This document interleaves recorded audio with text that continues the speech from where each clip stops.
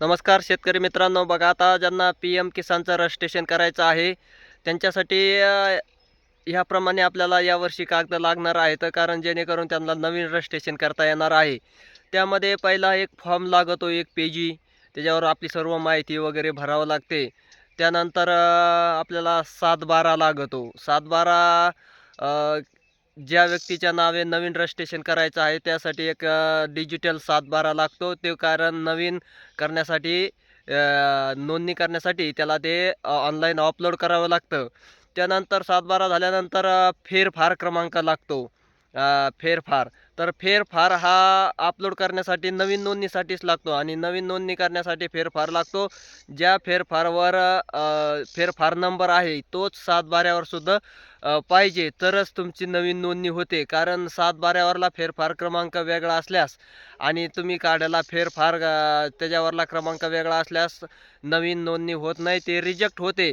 त्यामुळं 7/12 फेर क्रमांक आणि फेरफारवरला क्रमांक एकच असणे आवश्यक आहे. त्यानंतर एखाद्या मयत व्यक्तीच्या नावाने जमीन वारस हक्काने पुढं आलेली आहे, त्या मयत व्यक्तीचा नावाचा फेरफार क्रमांक लागतो. तरच तुम्हाला काय होते, कारण ते अपलोड करावा लागतो. आणि त्यानंतर पुढील कुटुंबातील आधार कार्ड लागतात. दोघा पती पत्नीचे आधार कार्ड. त्यानंतर 18 वर्षाच्या कमी असलेल्या मुलाचे आधार कार्ड, कारण ते नवीन नोंदणीसाठी अपलोड करावे लागते. आणि त्यानंतर लागतं डिजिटल 8A. हे सुद्धा काय करावं लागतं, त्यामध्ये अपलोड करावं लागतं. पण हे नवीन नोंदणी कोण करू शकतात, कोणासाठी आहे आणि कोण ह्या नवीन नोंदणीसाठी पात्र आहे, आणि कोण नवीन नोंदणी करू शकतात, ह्यासह आपल्याला काय करायचं आहे. ज्यांची जमीन 1 फेब्रुवारी 2019च्या अगोदरची फेरफार आहे, असे करू शकतात एक. नाही तर मग ज्यांची वारस हक्काने जमीन वडिलाच्या मुलाच्या नावावर आली आहे, अशा माणसं फक्त काय करू शकतात, नवीन रजिस्ट्रेशन करू शकतात. यामध्ये ज्यांची जमीन 2019च्या पुढची आहे, 1 फेब्रुवारी 2019च्या पुढचे जे आहे, कुणाच्या 23ची असेल, 24ची असेल, 20ची असेल, 2000 त्यांचं हे झालेलं असेल, रजिस्ट्री झालेली असेल, तर अशा शेतकऱ्यांचं अद्याप आणखीन चालू झालेलं नाही.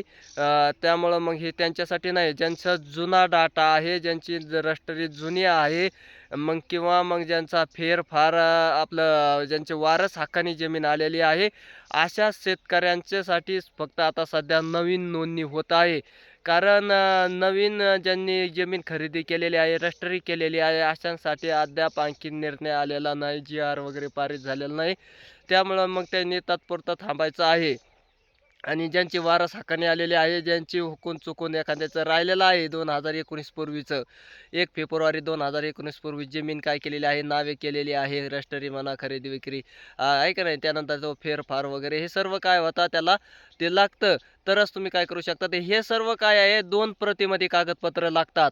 आणि एक म्हणजे 2 प्रतीमध्ये कागदपत्र लागून आणि एक शेवट म्हणजे फार्मर आय-डी हा कंपल्सरीच केलेला आहे. कारण तो शेतकरी आय-डी पी-एम किसान योजनेचा लाभ घेण्यासाठी कंपल्सरीच केलेला आहे. कारण हे नवीन नोंदणी करण्यासाठी काय लागतात, एवढे कागदपत्र लागतात.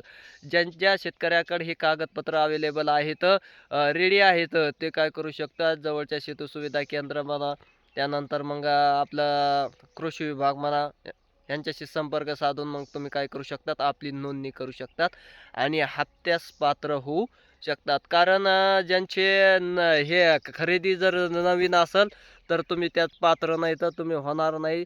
त्याच्या नादी लागू नका. पण ज्यांची जुनं डाटा आहे, सर्वच काही जुनं आहे किंवा मग वारस हक्काने आलेला आहे, असे शेतकरी यामध्ये पात्र आहेत. मग हे जे कागदपत्र आहेत, हे 2 प्रतीमध्ये लागतात. 7/12 डिजिटल लागतं, त्यानंतर 8 लागतं आणि फेरफार क्रमांक डिजिटल भेटला तर पहा, नाही तर तलाट्याकडं भेटतो डिजिटल. जर नाही भेटला तर मग तुम्ही काय करू शकता, तहसीलमधून आणू शकतात फेरफार.